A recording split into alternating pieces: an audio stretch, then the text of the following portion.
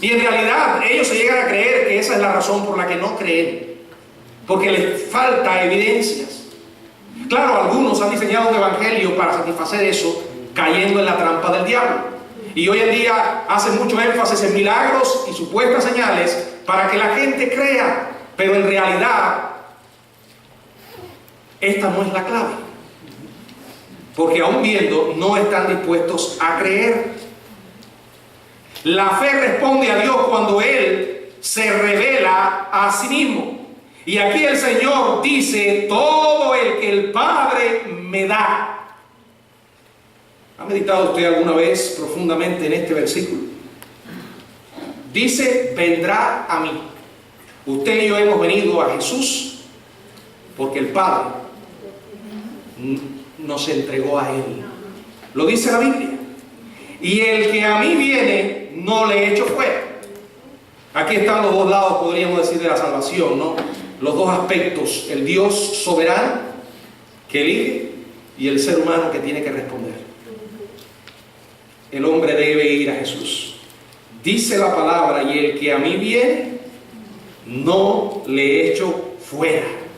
Nadie podrá decir: yo vine a Jesús y Él me rechazó. Jamás, jamás. Dios en carne humana vino a la tierra para reunir a los suyos, que pueden ser identificados por su creencia con Él. Y dice: y esta es la voluntad del que me envió, el Padre, que todo lo que me diere, que no pierda yo nada, sino que lo resucite en el día postrero. Amados hermanos, aquí la Biblia dice que solo en Jesús podemos tener vida eterna, y que cuando tenemos la vida eterna, la tenemos para siempre. No hay tal cosa como pérdida de la salvación. Cuando nacemos de nuevo, el Señor nos da una fe que persevera hasta el fin.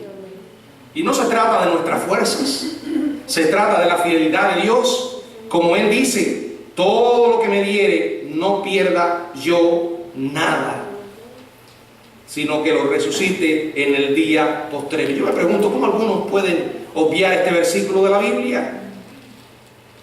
Porque la voluntad de Dios es que todo aquel que ve al Hijo y cree en Él tenga vida eterna, y yo lo resucite en el día postrero. Dios da vida, la da para siempre. Una vez que le ha conocido, no dejará de conocerle, porque Dios le conoce. Parecen paradójicas estas palabras, pero son reales. Jesús es el pan de vida.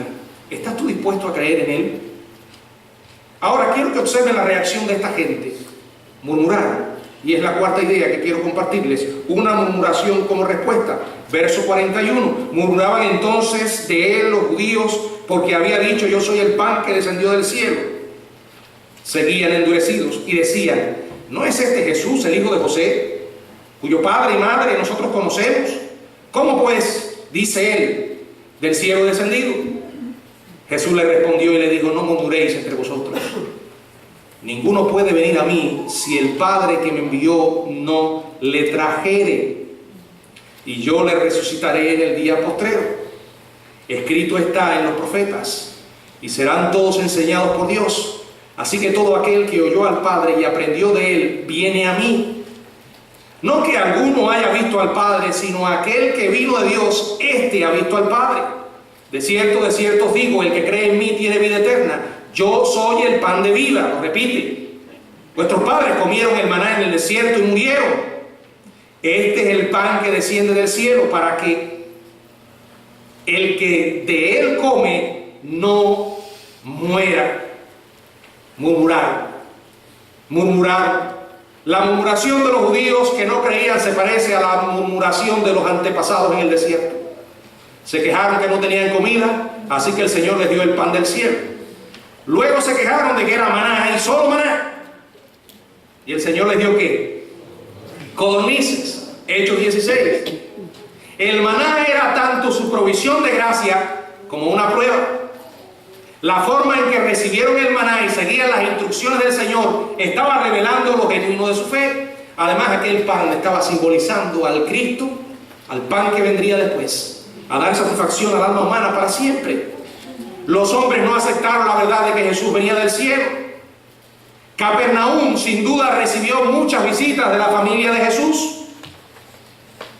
Lo que es más, sus hermanos al parecer residían en la ciudad.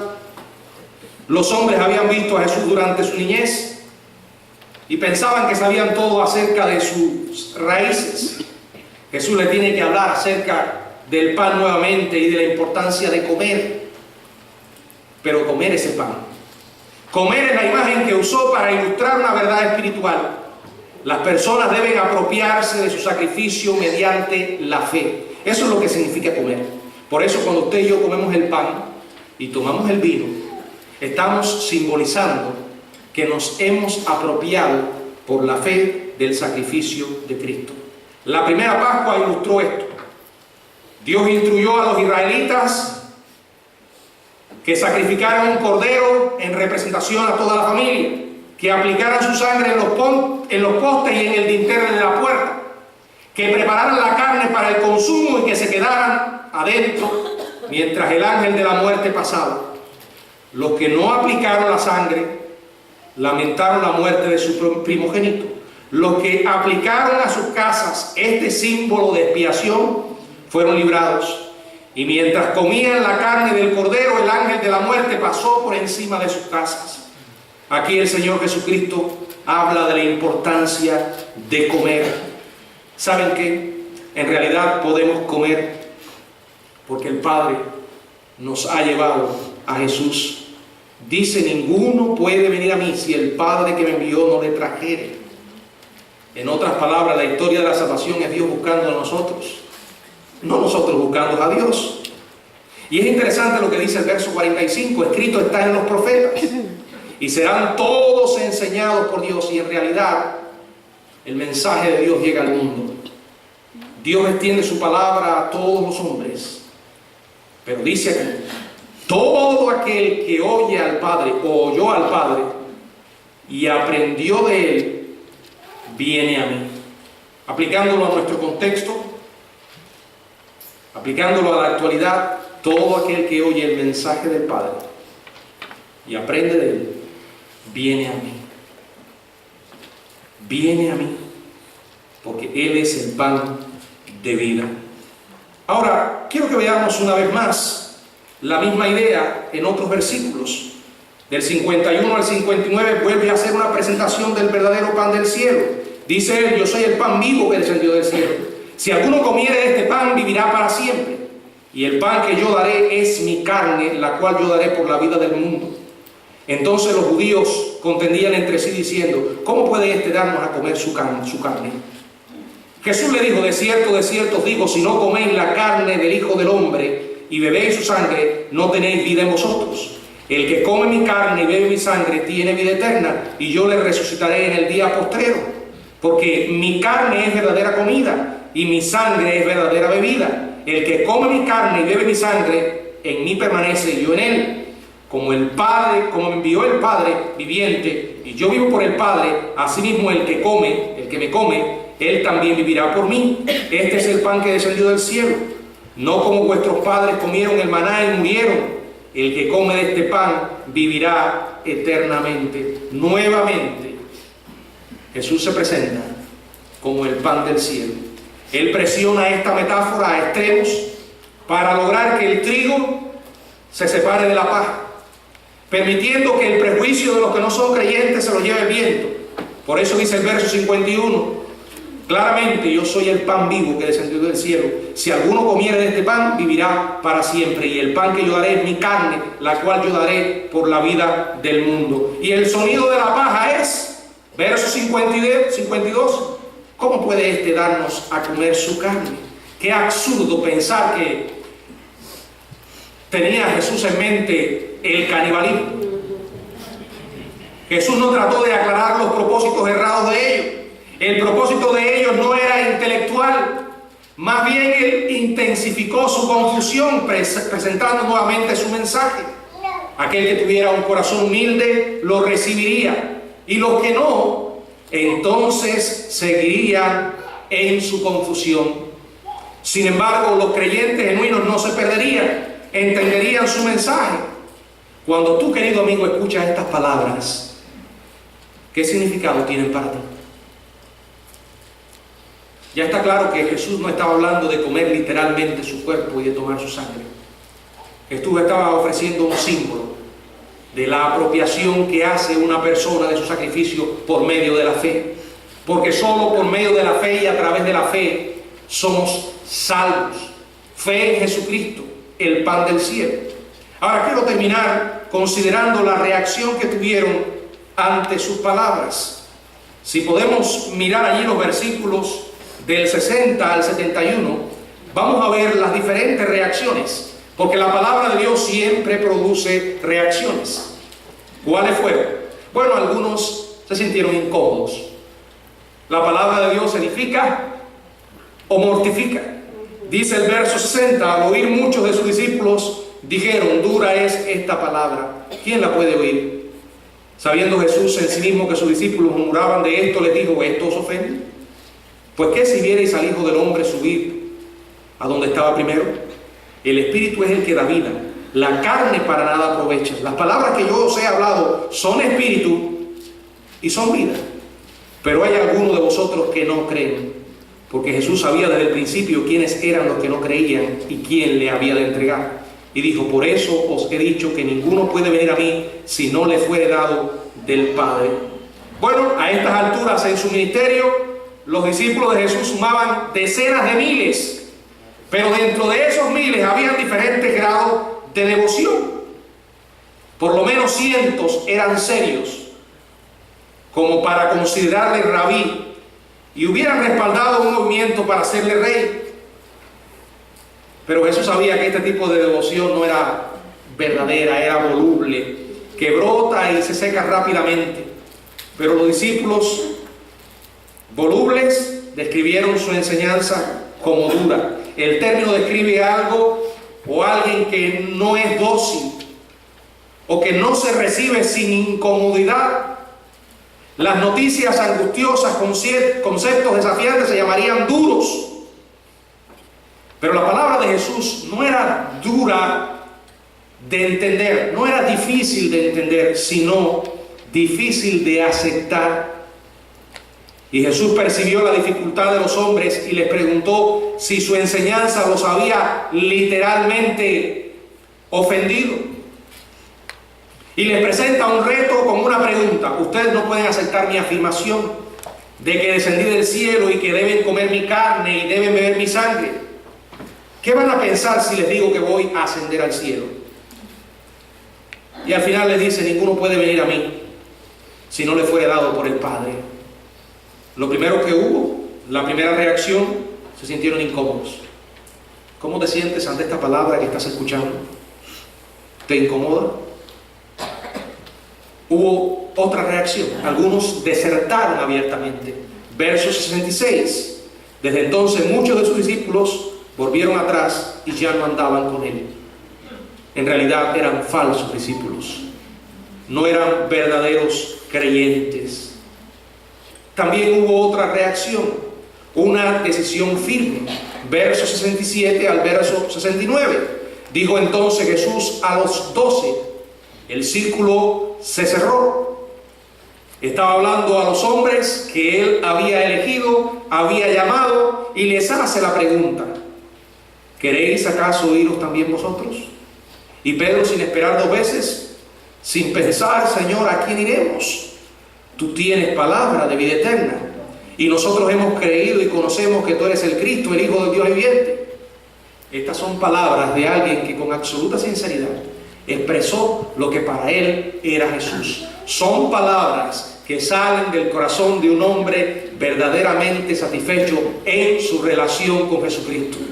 Aquel que mira a Cristo y va a Él, aquel que mira a Cristo y cree en Él, dirá como Pedro: Señor, ¿a quién iremos?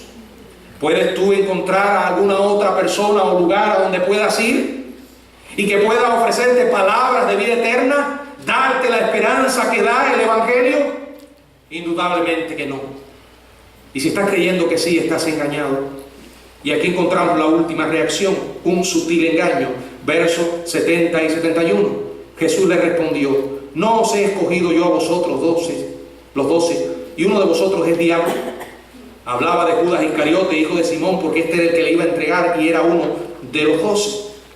Judas se contaba entre los fieles.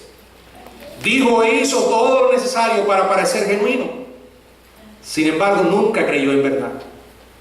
Y dolorosamente esta es una realidad dentro de la iglesia del Señor.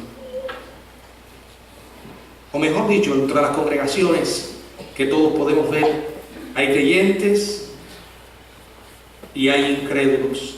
Hay creyentes que solamente son cristianos de nombre, pero que no han nacido de nuevo. No todos los pretendidos creyentes son Judas. Muchos tienen buenas intenciones, asisten a la iglesia, se comportan como otros cristianos, hablan como otros cristianos, están motivados por cualquier número de razones, pero ninguna de ellas es la fe auténtica. Tristemente oirán las palabras del Señor que aparece en Mateo capítulo 7, en los versos del 21. No todo el que me dice Señor, Señor entrará en el reino de los cielos, sino el que hace la voluntad de mi Padre que está en los cielos. Claro, uno hace la voluntad del Padre porque ha creído. Y como vimos, el Señor enseñó que la voluntad del Padre comienza creyendo en Jesús como nuestro Salvador. Sin embargo, muchos le dirán en aquel día: Señor, Señor, no profetizamos en tu nombre, y en tu nombre echamos fuera demonios, y en tu nombre hicimos muchos milagros. Y entonces le declararé: nunca os conocí, apartaos de mí, hacedores de maldad. No te voy a preguntar si tú conoces al Señor. ¿Crees tú que Dios te conozca? Claro está, si Dios te conoce es porque tú le has conocido verdaderamente. Dios conoce a los que son suyos. Dice la palabra que a los que antes conoció. ¿Le has aceptado como tu Salvador y como tu Señor? ¿Crees tú que Él es el pan que descendió del cielo? Como te preocupas tanto por tu hambre, por tu cuerpo, tus necesidades físicas, ¿estarías dispuesto a ocuparte por tus necesidades espirituales? Vemos en estos días mucha gente corriendo detrás de lo material, a tal punto que no tienen tiempo para tener comunión con Dios, y están dispuestos a sacrificar las cosas espirituales con una facilidad tremenda, y se olvidan que cualquier cosa material se va y que la insatisfacción regresa. La Biblia dice que cuando Marta y María se acercaron a Jesús porque Él estaba enseñando, el Señor dijo que a ella, a una de las hermanas, no le sería quitado lo que estaba recibiendo porque había escogido la mejor parte. No es mala la provisión material, pero mejor es la provisión espiritual. En realidad hay muchas enseñanzas en este Evangelio, especialmente en este capítulo 6, pero de manera personal a mí me ha ayudado muchísimo ver cómo el Señor presentaba el Evangelio y cómo cada uno respondía de acuerdo a la inclinación de su propio corazón. Me da consuelo ver cómo Jesús les hablaba. ¿Saben? A lo largo del tiempo, a través de los años, sobre todo al principio, solía preocuparme muchísimo por cómo presentaba el Evangelio. Y pensaba, tengo que tratar de que la exposición que voy a hacer sea lo suficientemente convincente para que un alma no se pueda perder. Y me preocupaba muchísimo con mi fracaso. Y creo que esto es un gran error, hermanos. Es una presión increíble para un mero ser humano, porque este no es el caso. Usted y yo no ganamos a nadie. El alma de otra persona no es suya ni es mía para ganar o perder. A veces hay cristianos que dicen: gané no sé cuántas almas para el Señor. Tú no ganaste a nadie. Nosotros no ganamos a nadie.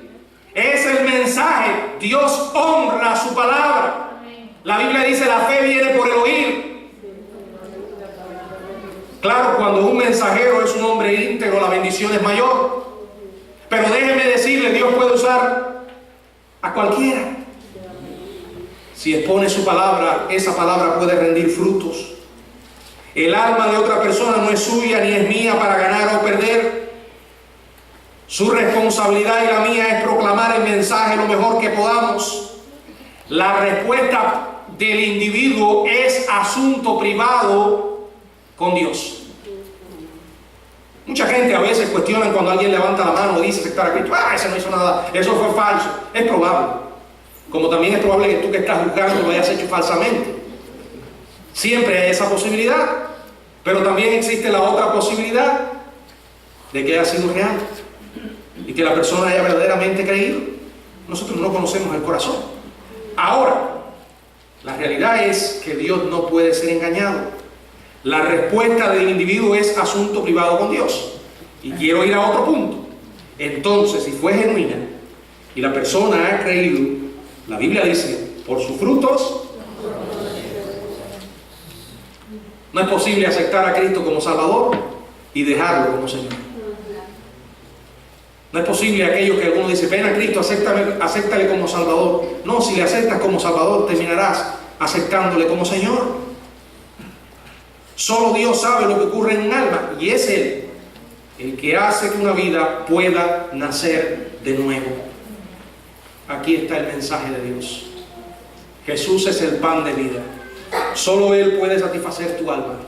Yo quiero que en esta hora consideres seriamente lo que vas a ver y que trates de recordar algunas de las palabras de este mensaje, porque en realidad esto es una representación visual de lo que realmente hemos estado hablando.